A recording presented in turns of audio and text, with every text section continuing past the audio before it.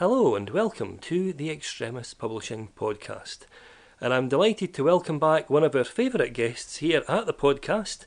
He's someone who's still celebrating his recent win of Outstanding Contribution to the City Award at the Stirling Business Awards. If you like, a wise owl down a trench with a trowel, that's a Murray. Ladies and gentlemen, it's Stirling's favourite archaeologist, Dr Murray Cook. Well, Tom, that's remarkable. Thank you very much. And you said it all without hesitation, repetition, or deviation.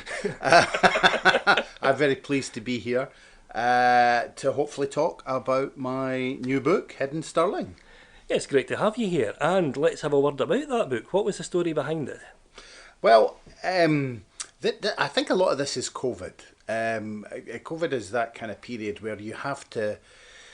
It changed so much of what we're doing. So I was going out for a walk. The walk had to be restricted. The walk had to be round Stirling. So I just started to look round corners, places I'd never been before, and I'm nosy. So I went opened doors. I opened metaphorical doors. I opened pages of books I'd never read before, and came across various places that at some point in the past were outlawed, unknown, locked, destroyed, overlooked, or secret. And the book is designed to be fun. It's designed to get you out, to find locations. I will warn you, some are gone, some never existed, but most of them you can visit for yourself. And that's the thing that really fascinated me about your book, is you do mention a lot of things that are in places that you might not think about, but many of them are in some of Stirling's best known places. Well, absolutely. So obviously if you're in Stirling, you'll know that one of the kind of key central buildings are all to do with the council, civic life. So municipal buildings, which is the late Victorian Edwardian council complex, or the toll booth, the medieval building, the medieval heart of Stirling. Now, both of these represent hundreds of years worth of kind of people's lives, of troubles, of celebrations, but we rarely get to see behind the scenes. So for both buildings, I was able to speak to the owners and just spend a day wandering around. So in the toll booth, we get to see the bell.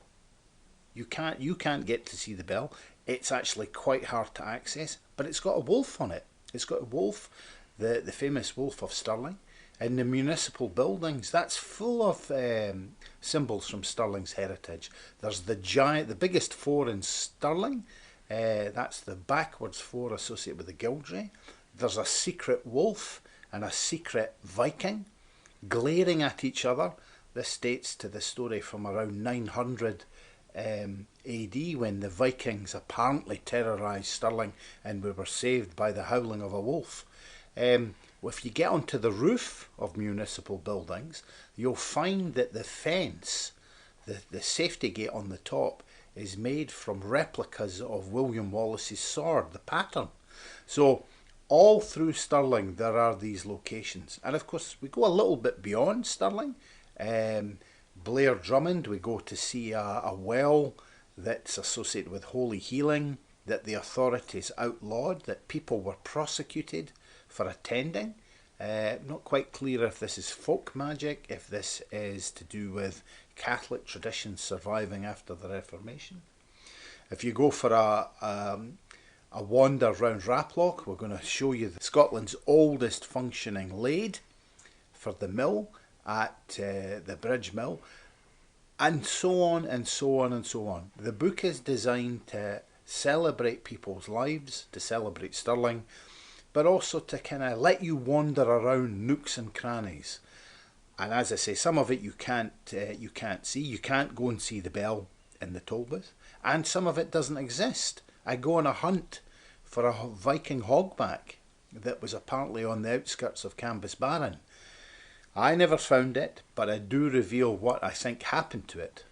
And again, it's all in the book.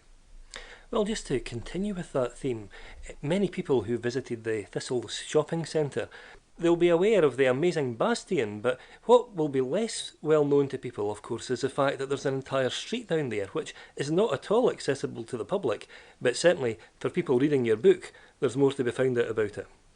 Yes, this is a kind of a product of Stirling's expansion. Our medieval city wall, which is the best preserved in Scotland, which is internationally significant, built around 1540 to deter Henry VIII's troops from forcing the infant Mary Queen of Scots to marry his son, the so-called rough wooing, commissioned by Mary de Guise, the regent, and designed most likely by an Italian cutting-edge military designer.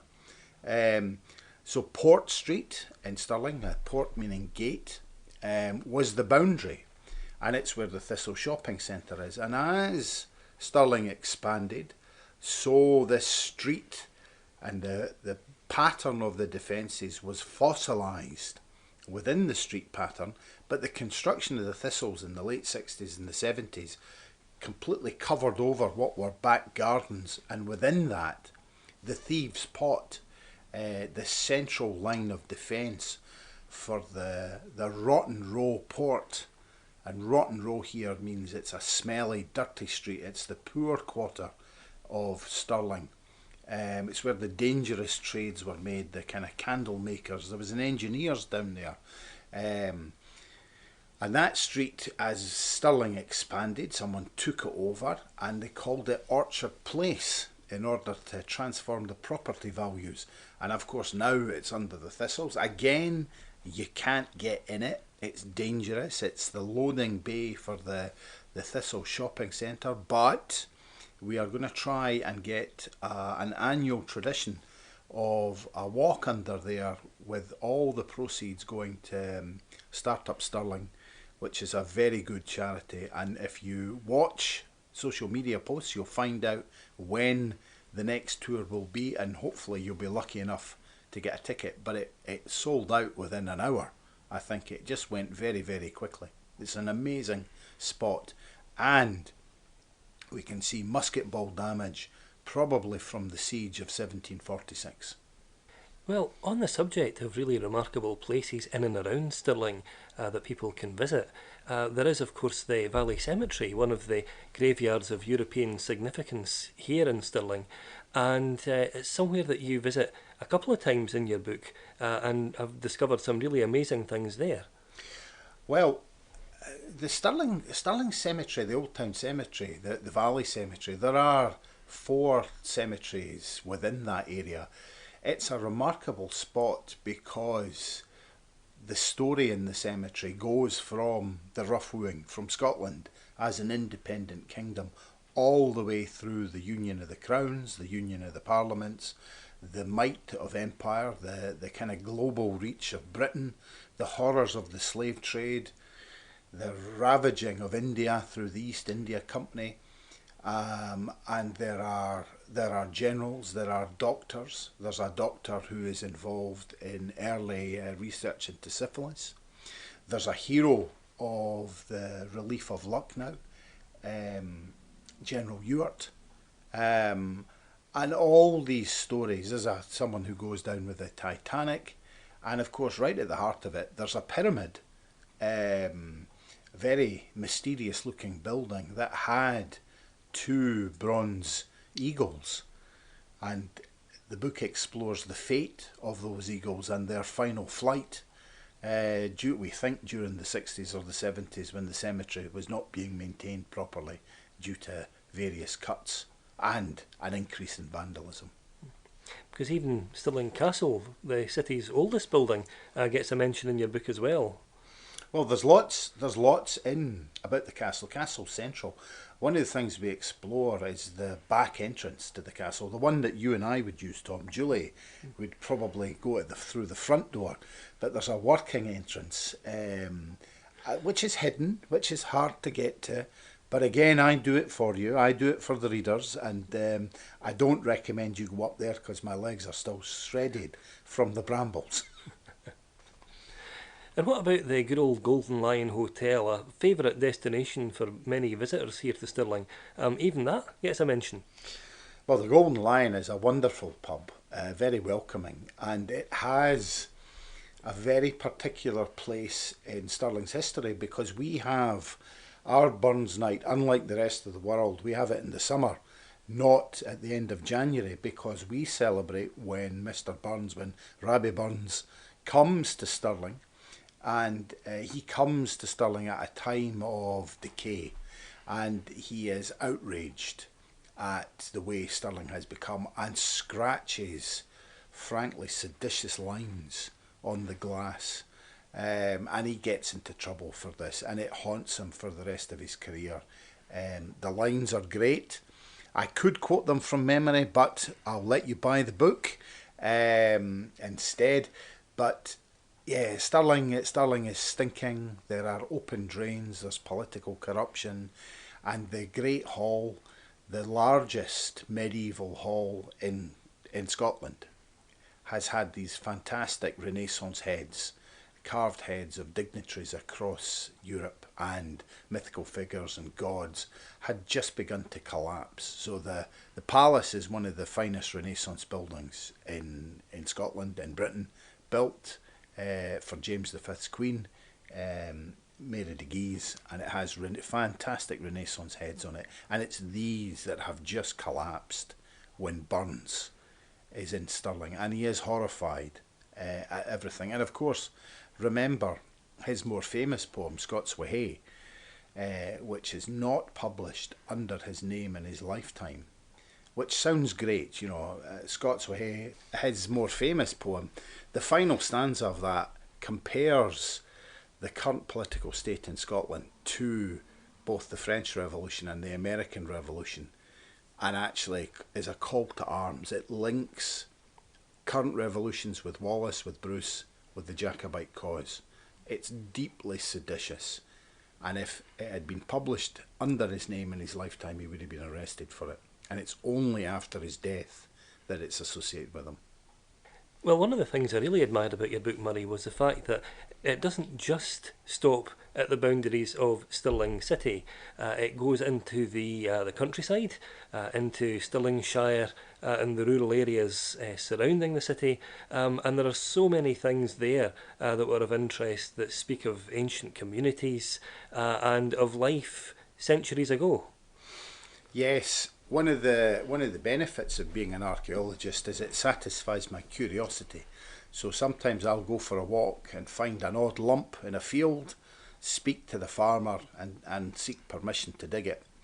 And one of these lumps is in a Forestry Commission plantation between Cambusbarron and Gargunnock, and it's right on the ridge of the hills, and it's the location where you would walk into the hills from the kind of boggy low-lying ground round Stirling, the Carse, up to the summer pastures, the higher ground. And this grazing ground in the summer would have been vital. And every year people would have progressed up into the hills and then progressed down into the hills. And on the route to this, one of the routes, there is a cemetery which blocks the path. It's a place of commemoration, of memory.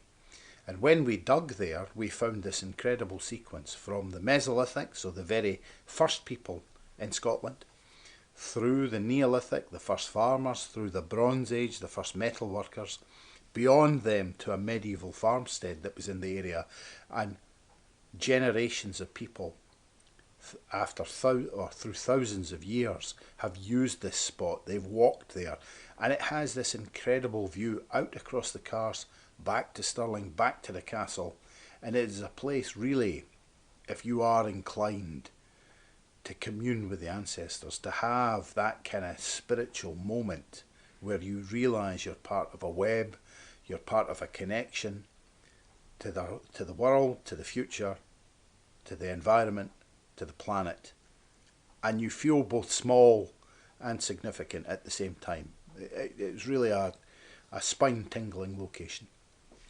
Now, you mentioned earlier that some of the things you mentioned in your book no longer exist. Some have been lost to the mists of time, and in some cases they didn't exist at all. Was there any sort of particular location or item that you're a bit disappointed that you weren't able to pinpoint, or that you wish that you had been able to find? Well, that really comes back to that hogback. So hogbacks are a form of burial that we think have Norse origins, that they are associated in Stirling in the 9th and 10th century. There are 4 at Logie Old Kirk in various states of repair, and there should have been a 5th from Cambusbarron. And it survives in one illustration. A local historian, an amateur historian called Fleming, in the late 19th century, early 20th century, and he draws it, and he calls it a hog-backed stone, and this would be incredible, and it would mean that the chapel that it was associated with was also ancient.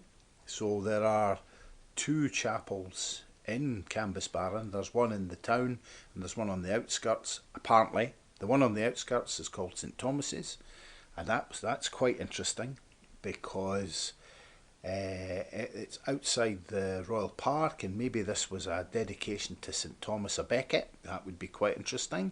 And if it was St Thomas a Becket, maybe it was a rededication. And if we had a hogback, would that push it back to the 9th, 10th century?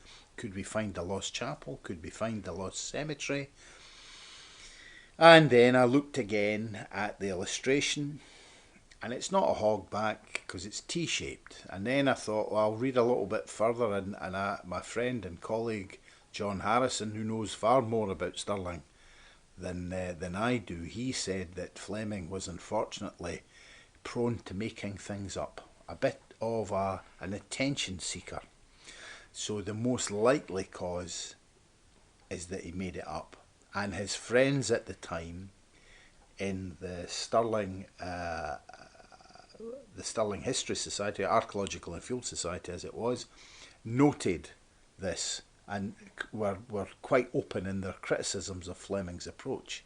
So it's kind of very disappointing. I actually did spend, every time I went to Cambusbarron, I went for a walk and I was looking at dykes, and I even knocked on people's doors and asked to look in their gardens, see if it had been smashed up and built into a dyke, and no, it's not there. It was made up.